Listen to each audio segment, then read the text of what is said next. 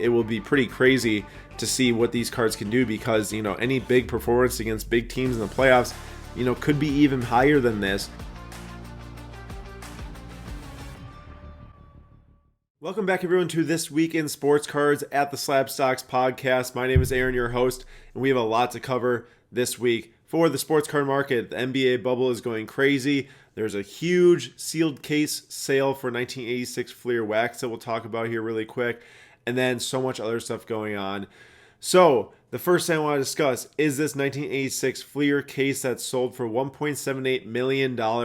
That is an all-time high sale for a sealed box wax product out there, which is absolutely crazy.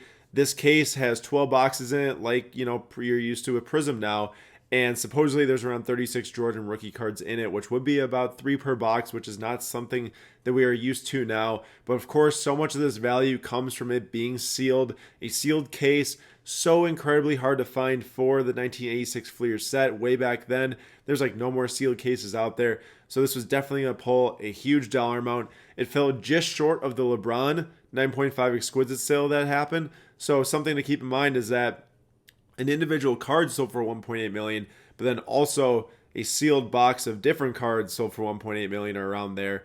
So there's quite a bit of value coming here in the high-end sports card market. I like to parallel this the sale of this sealed case to the LeBron, because back when the LeBron sold, I wrote an article, also talked about it in the video, that it validates the sports card market in general right now. All the craziness that's going on in the market, all the different super high sales for the new Prism cards and all that stuff. Well, the same thing's happening here, except with the Fleer case. All the different Prism boxes, all the different National Treasures boxes, all those super high amounts for the sealed product are now validated by this case that sold. So clearly, there is something here that's going on that is bigger than just the $1.8 million sale of this case. Definitely brings up the value, or at least the future value or foreseeable value, for sealed Prism cases, for sealed Prism boxes. Even 1986 Fleer boxes that are sealed, just going to keep on going up as time goes on and more demand comes. Crazy to see that. Blowout Cards bought it for someone else that's staying anonymous. So clearly some big time dealers there that are facilitating the deal on this, which is crazy. Really cool to see. Second thing I want to talk about before getting into some graphs of individual cards is the release of Panini Chronicles, which this year has a Prism update set in it. Last year, Chronicles released with multiple different sets of different basketball cards. Most of them were just little off products here and there, like Luminance, Majestic, Obsidian. There's some other stuff in there that what's it called? Oh, Valor, I think. No, that was football. It was Vanguard. There we go. There's Vanguard patch autographs in there of some stars over the last or in last year's 2018. And then, but this year they added a 2019 Prism update set, which has Anthony Davis, Kawhi Leonard, Kendrick Nunn, Kevin Durant, Kyrie Irving, and then a couple other guys too. But those were the biggest 5 in the set. And the Anthony Davis is selling over $200 in auction, Kawhi over $100, Kendrick Nunn over $150, KD's around $50 to $75, Kyrie at $25. So these are SP. The base are the ones that are selling for that much, and they're SP in the set. They do not fall, 1 per pack or something like in the normal Prism release. These are inserted throughout the Chronicles set with a multitude of other sets. It's a combination of a bunch, and they're bringing super high value because they're super rare. The silvers going for even higher. I mean, Kendrick Nunn's silvers are like 700 something or 500, 700.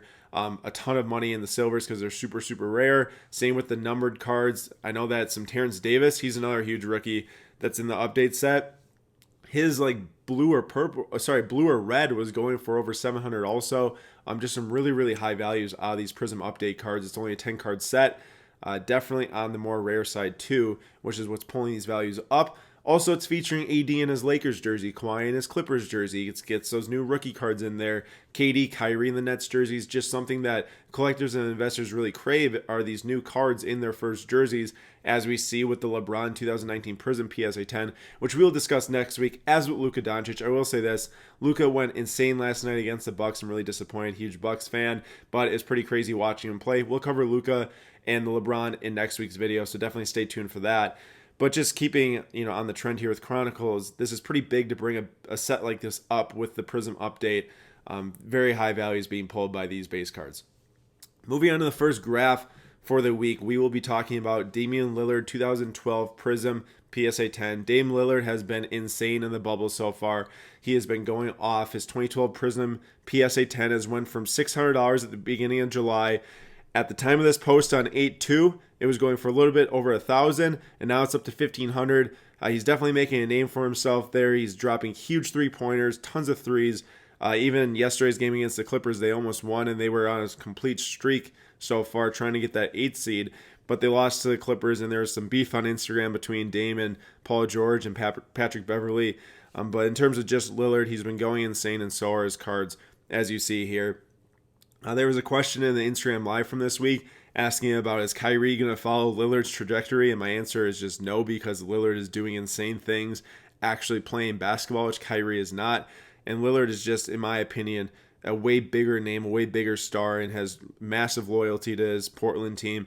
And it's really incredible to watch him play, and he's super fun to watch play. So Lillard doing very well, up 74% and higher now with that $1,500 sale since the beginning of July. Definitely a card to watch out for. 2012 Prism. Every single week we pretty much have a card from that set. It's because of how big of a set it is and how many loaded rookies are in that set. Moving on to the next post, we got Aaron Judge 2017 Top Series 1 PSA 10 here. If you listened to the Dinging Corners episode from this week that came on Thursday, Nate and I covered this card in depth, talking to this trend, $100 from the middle of July before the season started. Now it's approaching $250. He is on a tear. He just hit his 8th home run, I believe, yesterday. And he is, going off just as this card is, up 133% so far up to August 4th here, and now it's up to 250, so even higher than that. Pretty crazy trend going on here with Judge. Clearly, he's playing, he's not injured, he's hitting home runs. All you can ask for from a star that had a huge rookie season with the over 50 home runs, finally carrying some of that over later in his career while staying healthy. Fingers crossed he stays healthy. If he does, I'm sure his cards will continue to progress as the Yankees win games. Aaron Judge keeps hitting home runs. Another dude hitting a ton of home runs is Fernando Tatis. He will also be in next week's video, so we will stay away from talking about Tatis today. But if you go and watch the live stream from this past week over on Instagram, Nate breaks down Tatis really, really well. And there are some big things that he's talking about Tatis with, so definitely go check that out if you can. Moving on to the next post. This is an update post from a couple weeks ago when Bull just went psycho in that first scrimmage game. I say psycho, but it's like 16 points and 10 rebounds. And then his cards went psycho is really what I should be saying. So the Bull 2019 Prism Silver went from $60 up to $130. Now it's back down to 65-ish. Now auctions are selling between $70 and $85. It's really hard with these non-graded cards because the centering is so different on each card. Some it's really bad, some it's good. There's a lot of variance in the sales prices. Like daily, as you can see there was down and up and down and up. And now it finally took a big step down because he's not getting minutes when he's playing because of someone we'll talk about later in this video. Not necessarily correlated exactly with that, but the other dude is going insane too. And this is just a post here to keep in mind that betting on these fringe players that don't really have much of a history behind them can be super, super risky and super difficult to predict because if they lose their minutes or if they just don't start playing or they don't keep playing as well as they were, you're going to get hurt in the ROI category. And people have bought Bobo at the top currently are feeling that. Do you sell now, just get your money out, reinvest it? Maybe if you like to move money quickly, or you just hang on long term if you're a true believer in Bobo. Myself, I'd rather go spend the money elsewhere if I were buying cards, but lots can happen here. Just the moral of the story is be very, very careful when investing in big price spikes because of something like this. We just really want to make it clear that stuff that goes up super fast on some of these guys can come down just as fast like we see here in a couple weeks. The next card to talk about is the 2018 Prism Gary Trent Jr. Silver Rookie, and this card is the biggest percent gainer on this video. It is 1,506% from 712 up till 88, but updating the post one more time, it's now up to $90 today, and that's even higher than 1,500% ROI. So crazy what's going on here with Gary Trent. He was kind of a fringe bench player with the Blazers, worked really hard clearly in the offseason, or at least in this bubble offseason, and now he came out and he's just scorching from three, hitting in tons of different threes. His cards have went all the way up to $90. It's just crazy. He's playing 30 plus minutes a game and is in down the stretch, which is huge for this Blazers team. He's playing super good defense. He's hitting threes. He's just a great complement with Lillard and McCollum, which SlabStox Sam in his Sam Dunks videos has came out and said that Anthony Simons really isn't that great of a compliment with those two guys.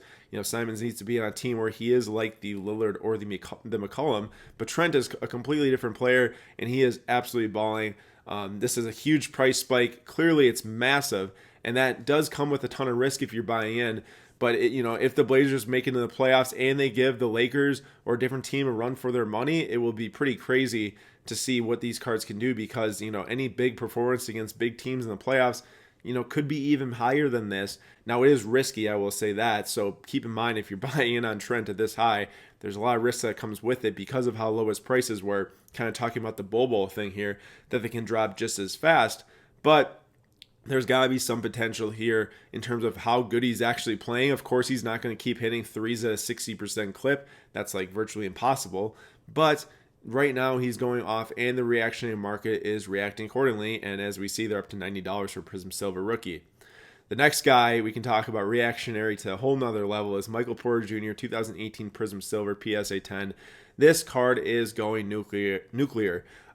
It was $400 at the start of July, is now up to $2,000. That's a 463% gain. And for months upon months upon months, if you were subscribed to our daily investment newsletter, which you can go find on the SlabStox.com homepage, scroll down to where it says Sunday Slab, put in your email, we have been sending out MPJ links for 7 months straight daily, and straight to eBay links for cards to buy on eBay. Because of this reason, we knew MPJ was talented. We knew he just needed minutes, and he got both. And now we see what his cards are doing. He had 3 straight double-doubles, 37-point double-double, 30-point, and 27-point. And then yesterday, I think he dropped around 21 and 12, I want to say. Not exactly sure on that, but it's close to that.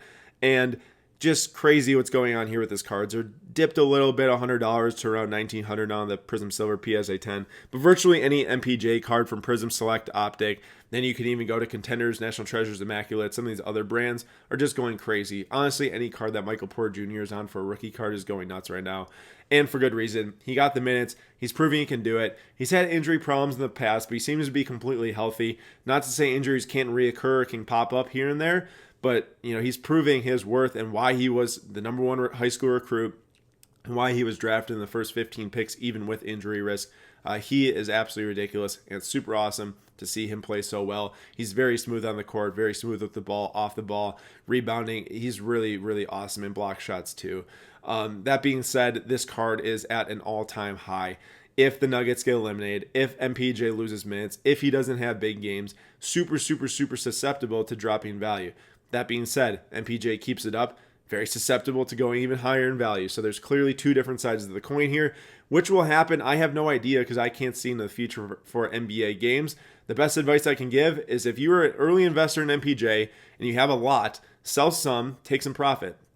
Reinvest that profit elsewhere in the sports card market, or you sell all of it and just say, hey, I'm going to take my profit. Maybe you go and find some different MPJ that's undervalued. Maybe you wait and then buy some MPJ back if it drops in value. There's many different ways to do it. If you have one MPJ, maybe take some profit because it's there. You can never really, lose money if you always take big profit. So a couple different ways to do that. But also, I would not say that, he's definitely a sell because there is so much future potential here. If he stays healthy, he's clearly going to be one of the best Nuggets players. He's going to be one of the better players in the Western Conference if he stays healthy. There's so much potential with MPJ going forward, scoring the ball. Seriously, he's doing everything well on the court that it seems like that these cards could be huge in the future. But at the same time, keep in mind taking profit along the way is never a bad idea. With that, this is the end of the video. I hope that you guys found some value in the different things we talked about, different market trends, how you can apply that to other cards, the $1.8 million sealed case sale, and then also the 2019 Panini Chronicles Prism update set. Look out for those cards and maybe see if you can find some deals on eBay with people that don't know what they have. I'm sure that people do, but just in case. Thank you all for watching this video. I will see you guys next week.